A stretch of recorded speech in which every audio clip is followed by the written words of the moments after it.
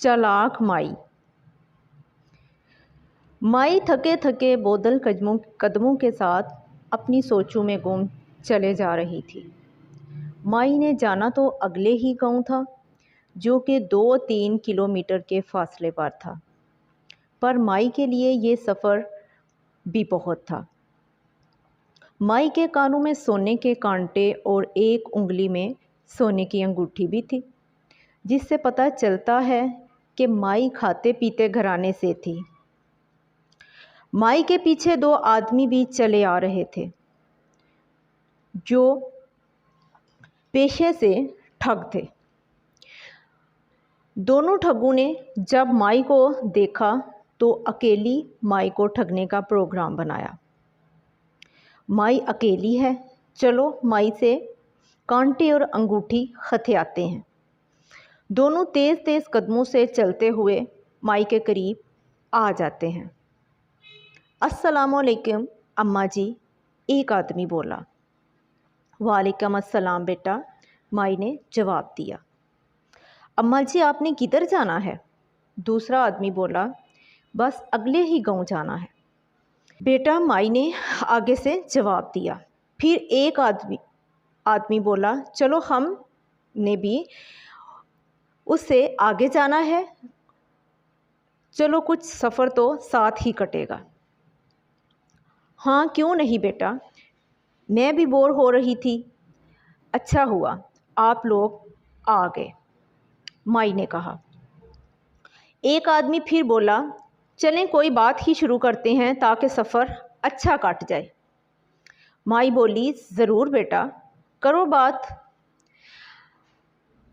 उनमें से एक आदमी ने कहा, अम्मा जी, हम तीनों एक एक झूठ बोलेंगे और सबको वो झूठ सच मानना पड़ेगा। जो इनकार करेगा उसे जुर्माना देना पड़ेगा। माई ने कहा, बिल्कुल ठीक कहा। और एक आदमी ने अपनी बात शुरू कर दी। हमारे पास एक बैल था जिसका एक सींग दुनिया के एक कोने पर और दूसरा दुनिया के दूसरे कोने पर था। दोनों सुनने वालों ने वाह जी बहुत खूब कहा। अब दूसरे आदमी ने बोलना शुरू किया। उसने कहा, हमारे पास एक ऐसी छड़ी थी कि हमें जब भी बारिश की ज़रूरत होती, हम वो छड़ी बादलों में मारते और बारिश होना शुरू हो जाती। सब ने फिर वाह जी ऐसे कहा। अब माई की बारी थी। माई ने कहा, पुत्र, हमारे पास एक मुर्गा था जो सबका बहुत लाडला था। एक दिन मुर्गे को बिल्ली ने पंजा मारा। मुर्गा तो बच गया, पर बिल्ली के पंजे से मुर्गे की कमर पर ज़ख्म बन गया। एक दिन मुर्गा बेरी के नीचे दाने चुग रहा था कि बेरी से एक बेर गिरा जो सीधा मुर्गे के ज़ख्म पर जा गिरा, और कुछ ही दिनों बाद वहाँ एक बेरी का दरख्त उग आया, जो कुछ ही दिनों में एक बहुत बड़ा दरख्त बन गया और फिर उस पर बहुत मीठे मीठे बेर लगे। अब मुर्गा जिधर जिधर जाता तो दरख्त भी मुर्गे के साथ होता, और जब मुर्गा बाहर जाता तो बच्चे बेरी से बेर उतारने के लिए मट्टी के बेरी पर मारते, जिससे बेरी पर ज़मीन बन गई। जब हमारे बुज़ुर्गों ने ज़मीन देखी तो सोचा कि क्यों ना इस ज़मीन में कोई फसल ही बीज दी जाए। लिहाजा हमारे बुज़ुर्गों ने वहाँ पर कपास की फसल लगा दी, जो कि बहुत ज़्यादा हुई और उससे बहुत कपास हुई।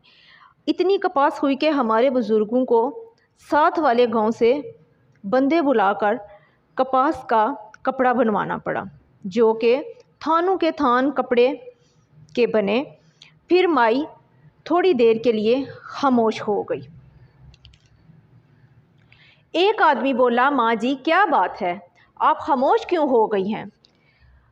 माई ने जवाब दिया, बेटा, मैंने तुम लोगों को बेटा कहा है, पर बात यह है कि दरअसल वो जो हमारे कपड़े के थान थे वो सब चोरी हो गए थे। अब बात यह है कि तुम दोनों को मैंने बेटा भी बोला है, और तुम दोनों ने जो कपड़े पहने हैं, दरअसल ये वही कपड़ा है जो थान हमारे चोरी हुए थे।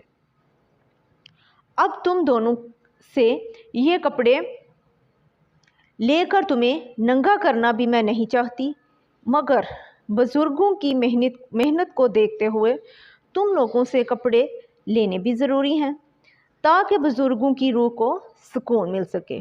दोनों ठगबाजों ने जब ये बात सुनी तो आपस में मशवरा किया और माई से बोले कि अम्मा जी, हम हार मानते हैं, आप जुर्माना बताएं, हम वो जुर्माना अदा करने को तैयार हैं।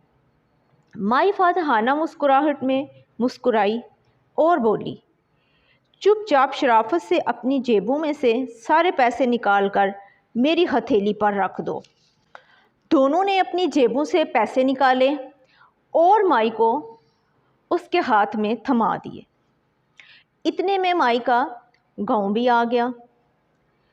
माई ने कहा, अच्छा बेटा, अब मेरा गाँव आ गया है, इसलिए अब मैं चलती हूँ। ज़िंदगी रही तो फिर मिलेंगे। माई अपने गाँव में चली गई और दोनों ठगबाज तौबा तौबा करते आगे चल पड़े। आज का हमारा किस्सा यहाँ पर ख़त्म होता है। प्लीज़ अपने कमेंट से हमारी हौसला अफजाई ज़रूर कीजिएगा और चैनल को ज़्यादा से ज़्यादा सब्सक्राइब करें ताकि हर नई आने वाली वीडियो और हर नया आने वाला किस्सा बर वक्त आप तक पहुँच सके। शुक्रिया।